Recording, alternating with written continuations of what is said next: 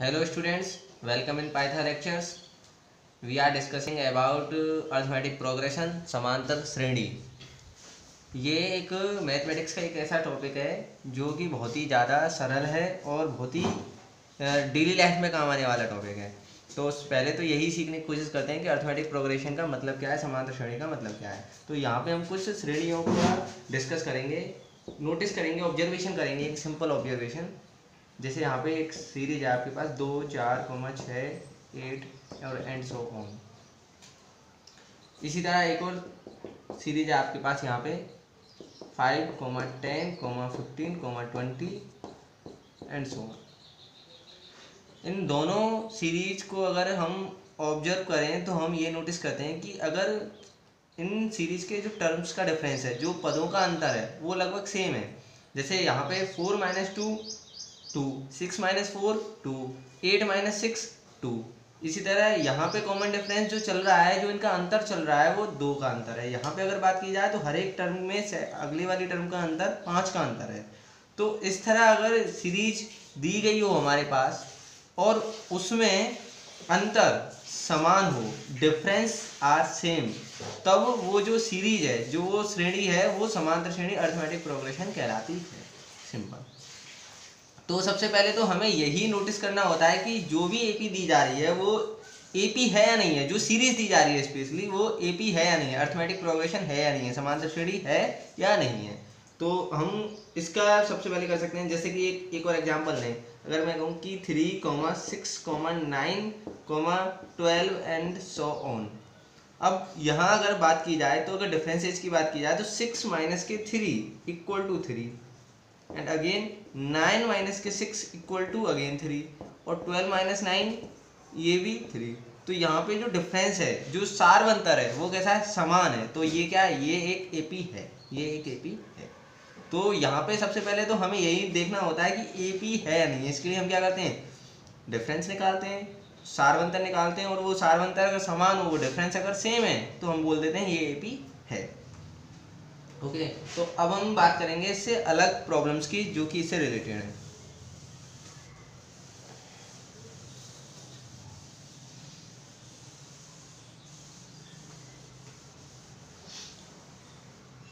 अब देखिए अलग तरह की प्रॉब्लम्स। तो इसमें क्या है कि अगर आपके पास एक सिंपल क्वेश्चन आए, सबसे पहले तो यही क्वेश्चन क्या है आपके पास कि 2, 4, 8, 16 एंड सो ऑन। अब सबसे पहले तो हम यही ऑब्जर्व करेंगे कि ये एपी है या नहीं है। तो हम क्या करेंगे, D1 निकालने की कोशिश करते हैं। D1 मतलब कॉमन डिफरेंस, अंतर, सारवंतर। तो 4 - 2 सेकेंड टर्म में से फर्स्ट टर्म एलिमिनेट करते हैं, तो कितना आएगा, 2। इसी तरह D2 निकालते हैं, तो D2 बराबर 8 - 4, अगेन ये आएगा 4। और अगर D3 निकालने की कोशिश करें तो वो कितना आएगा, 16 - 8 8। तो यहाँ पे जो कॉमन डिफरेंस आया वो कैसा था, अलग अलग था। तो ये एपी नहीं है, it's not AP, it's not AP,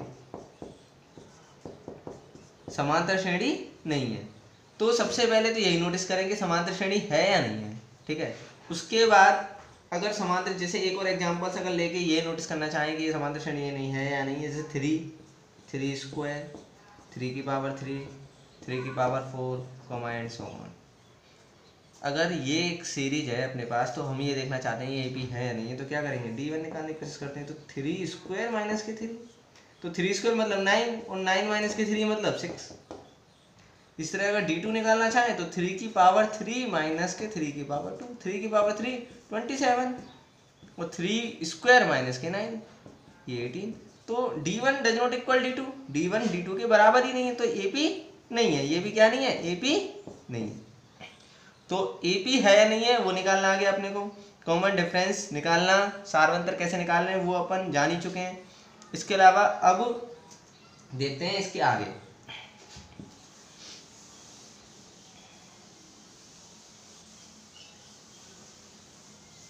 अब आप देखिए कि इससे रिलेटेड कुछ चीजें सीखते हैं। एक जनरल फॉर्म देखते हैं, जनरल फॉर्म ऑफ एपी। क्या हम क्या कह रहे हैं कि फर्स्ट टर्म क्या है इसका, ए, पहला पद क्या है, इसमें कुछ जोड़ के सेकंड टर्म आएगा, मतलब a + d जोड़ दिया। डिफरेंस कितने का है, सारवंतर कितने का है, d का। मैंने कहा इसमें भी कुछ जोड़ के दिया, एक्चुअल में डी जोड़ के, तो अगला स्टेप क्या होगा, ए में ए प्लस डी में एक और डी जोड़ेंगे तो ए प्लस 2d, इसमें भी डी जोड़ेंगे तो ए प्लस 3d। तो ये एक जनरल फॉर्म है एपी का। जनरल फॉर्म एपी क्या है, इसमें फर्स्ट टर्म क्या है ए, और इसमें कॉमन डिफरेंस कितने का है डी का। तो ए को तो बोलेंगे यहाँ पे फर्स्ट टर्म, फर्स्ट टर्म, इसे हिंदी में बोलेंगे प्रथम पद, और डी को बोलेंगे सारवंतर, इंग्लिश में बोलेंगे इसे कॉमन डिफरेंस, कॉमन डिफरेंस।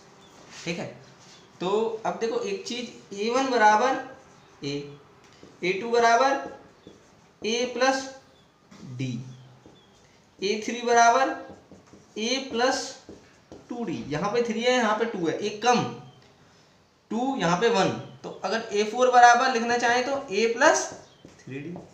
इसी तरह अगर मैं कहूँ आपसे इसका an क्या होगा, तो एक कम, तो a प्लस n माइनस के 1 इंटू डी। ये बहुत ही ज़्यादा इम्पोर्टेंट फॉर्मूला है, an equal to A plus N minus 1 into D. ठीक है,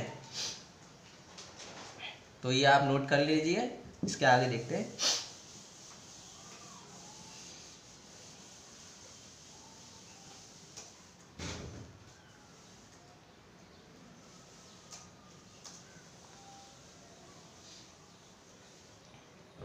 अब आप देखिए आगे अगर हमारे पास किस तरह की प्रॉब्लम्स होती हैं इससे रिलेटेड, जैसे कि अपने पास एक एग्जांपल लिया जाए, क्वेश्चन लिया जाए 3 plus root 3 plus 2 root 3 plus 3 root 3 and so. ठीक है, फर्स्ट टर्म क्या है इसका, ए बराबर 3, प्रथम पद क्या है 3, D1 निकालने की कोशिश करते हैं इसमें, क्योंकि हम यही चेक करना चाह रहे हैं अभी तो ये एपी है या नहीं है। तो 3 प्लस रूट 3 में से घटाएंगे 3, तो 3 से 3 एलिमिनेट हो जाएगा तो आएगा रूट 3। इसी तरह D2 निकाल देंगे, तो D2 बराबर होगा 3 प्लस 2 रूट 3 में से एलिमिनेट करेंगे 3 प्लस के रूट 3, तो ये आएगा 3 प्लस के 2 रूट 3 माइनस के 3 माइनस के रूट 3 से 3 एलिमिनेट हो जाएगा, ये आएगा 2 रूट 3 माइनस के 3, 2 रूट 3 में से एक 3 जाएगा तो ये बचेगा रूट 3। या ये भी सोच सकते हैं रूट 3 कॉमन लेंगे तो 2 माइनस के 1, 2 minus 1 again 1 into root 3 D3 equal to इसी तरह निकालेंगे 3 plus 3 root 3 minus 3 plus 2 root 3 plus 3 root 3 minus 3 minus 2 root 3 से तो ये वाला 3 एलिमिनेट हो गया, ये हो गया 3 रूट 3 माइनस 2 रूट 3। हमने किया क्या था उस वाले ऑब्जर्वेशन में कि ये रूट 3 कॉमन निकाल लेते हैं, तो 3 माइनस 2 मतलब 1 इंटू रूट 3। तो यहाँ पे कॉमन डिफरेंस सेम है, कॉमन डिफरेंस सेम है, सारवंतर समान है, तो ये क्या है, एक एपी है, ये एक एपी है, एपी है। ठीक है ना, ये एपी है। तो हमें जनरली अब ये आ गया कि कैसे चेक कर सकते हैं कि कोई भी सीक्वेंस कोई भी सीरीज एपी है या नहीं है। उसके लिए कॉमन डिफरेंस निकालेंगे। फर्स्ट टर्म निकालने का फर्स्ट ऑब्जर्वेशन जो फर्स्ट टर्म है वही फर्स्ट टर्म है, प्रथम पद है, दोनों चीज़ें क्लियर हो गई और एपी हमको आ भी गया कि निकालते कैसे हैं एपी। ठीक है, तो इससे आगे बात करते हैं अलग तरह के क्वेश्चंस किस तरह के हो सकते हैं इसमें।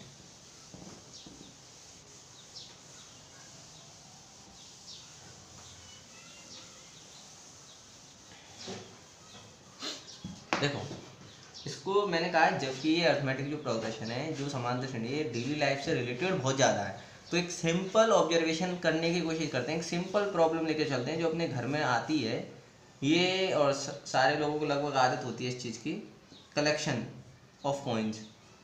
बचपन में करते हैं ना कलेक्शन ऑफ कॉइन्स, पैसे इकट्ठे करने की सबको आदत होती है और हम अलग अलग टाइप की गुल्लकें और जो भी है कलेक्शन बॉक्स लेके आते हैं और इसमें कलेक्ट करने की कोशिश करते हैं पैसे।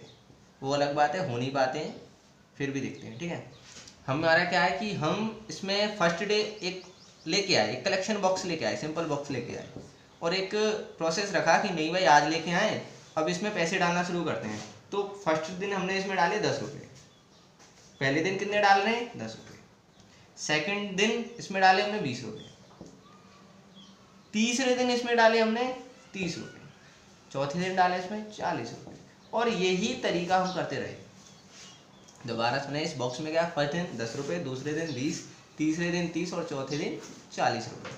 तो अब मेरे पास प्रॉब्लम क्या थी, समझने की कोशिश करें कि मेरा एक तो ये है कि आप ये बताइए कि किस दिन मैं इसमें 300 रुपये डालूंगा। माई क्वेश्चन इज, किस दिन मैं इसमें 300 रुपये डालूंगा। आपको समझ में आ रहा है, किस दिन इसमें 300 रुपये डालूंगा। पहला क्वेश्चन तो यही है कि किस दिन इसमें 300 रुपये डालूंगा। और अगला क्वेश्चन ये है कि इसमें कितने दिन बाद 500 रुपये हो जाएंगे। समझ में आ रही बात, इसमें कितने दिनों के बाद 500 रुपये हो जाएंगे या 500 रुपये के आसपास या उससे ज़्यादा हो पाएंगे। दो समस्याएं आ गई, दो प्रॉब्लम्स आ गई कि किस दिन तो मैं इसमें 300 रुपये डालूंगा, और दूसरा ये कि किस दिन या कितने दिनों में इसमें 500 रुपये कलेक्ट हो जाएंगे। तो अब ये दो प्रॉब्लम्स किस तरह से सॉल्व की जाएं। एक जनरल ऑब्जर्वेशन अगर हम रखें तो हम ये तो आसानी से बता सकते हैं कि इसमें 300 रुपये हम 30वें दिन डालने वाले, क्योंकि पहले दिन 10, दूसरे दिन 20, तीसरे दिन 30, तो 30वें दिन हम इसमें कितने रुपए डालेंगे, 30वें दिन 30th डे इसमें कितने रुपए डालेंगे, 300 रुपये पुट करेंगे, और कितने दिन के बाद इसमें 500 रुपये के आसपास हो जाएंगे। ये थोड़ा ऑब्जर्वेशन हम नॉर्मली नहीं बता पाएंगे अभी ये ऑब्जर्वेशन हमें करना नहीं आया है, क्योंकि हम अभी इतना चीज़ नहीं समझ पा रहे हैं। तो अभी तो हम इसी पे डिस्कस करेंगे कि ये जो ऑब्जर्वेशन है, जिसमें मैंने आसानी से अभी, क्योंकि नॉर्मल ऑब्जर्वेशन से यही बताया कि इसमें 30वें दिन हम 300 रुपये डालेंगे, लेकिन यही सीक्वेंस, यही सीरीज, ये एपी जो है ये थोड़ी डिफिकल्ट एपी होती, लाइक दिस, कि मैंने एक सिंपल ना लेके थोड़ा कॉम्प्लिकेटेड ले लेता है। जैसे मैं कहता 7, 14, 21, 28 और and so on. This is complicated more than, तो इससे ज़्यादा तो टफ है। तो इसमें आप आसानी से नहीं कैलकुलेशन करके बता पाएंगे कि इसमें किस दिन आप कितने रुपए डालने वाले हैं। तो हम जर्नल किस तरह से इस तरह की क्वेश्चंस को फाइंड आउट करते हैं, ये कैसे निकालते हैं, उसके बारे में हम डिस्कस करेंगे अब। ठीक है, ठीक है।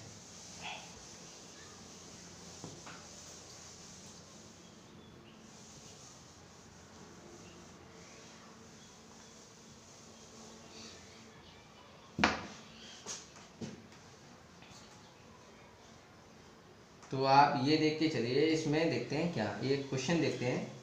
क्वेश्चन है अपने पास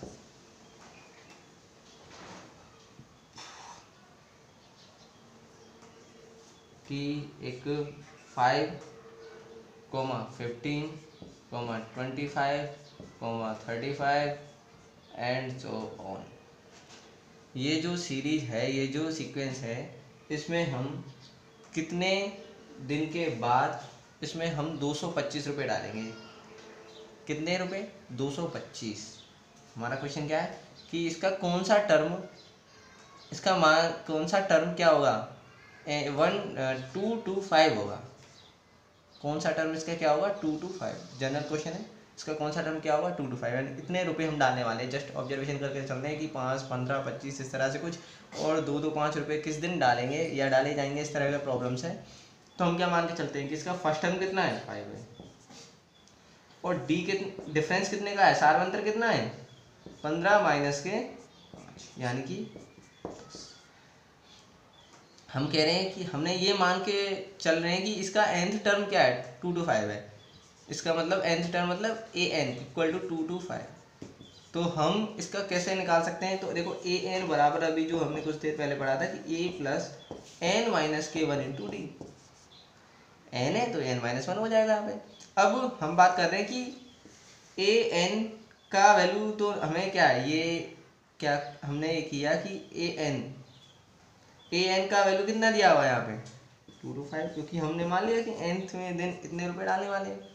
ठीक है, फर्स्ट टर्म इसका कितना है, 5 प्लस n का वैल्यू हमें निकालना है कि किस दिन डालने वाले हैं, तो n माइनस के 1, और d का वैल्यू कितना है, 10। अब देखिए ये 5 इधर आएगा तो 2 5 माइनस के 5 बराबर n माइनस के 1 इंटू 10। ये हो गया 2 2 0 बराबर n माइनस के 1 इंटू 10। अगर 10 से इसको डिवाइड करेंगे तो n माइनस के 1 कितना आएगा, n माइनस 1 बराबर 22। तो इम्प्लाइज दैट मतलब n बराबर 23।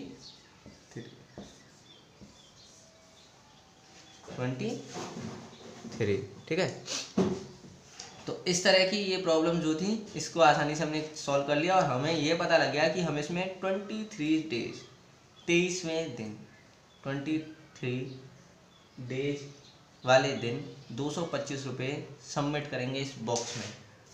प्रॉब्लम समझ में आई आपने में?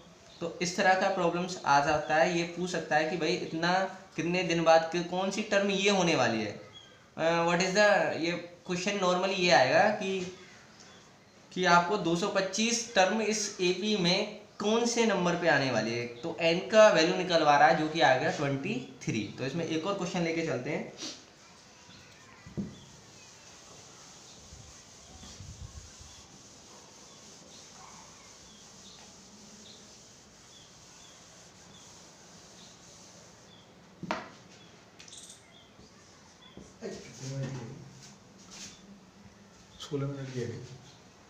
ठीक है, तो इससे आगे की बातें हम बाद में डिस्कस करेंगे क्योंकि यहाँ तक के लिए सफिशिएंट है।